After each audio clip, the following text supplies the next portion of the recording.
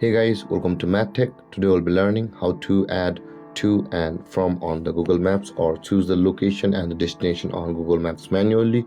So in order to add to and from on the Google Maps, first open up your Google Map application on your phone.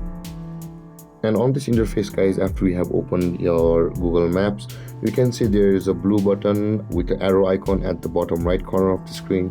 In order to add a to and a from, or to add a location and destination on the Google Maps, at the bottom right corner tap on the blue box with the arrow icon over here, and you will be able to choose your location and your destination, which means that you will be able to add a to location and a from location over here.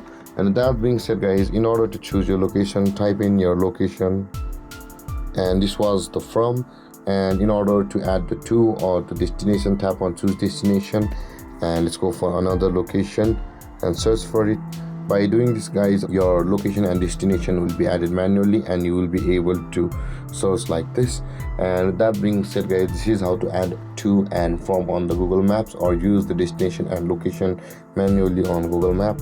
And if you have any confusions or questions regarding the topic, feel free to comment in the comment section below, and don't forget to like, subscribe and hit that bell icon for more videos.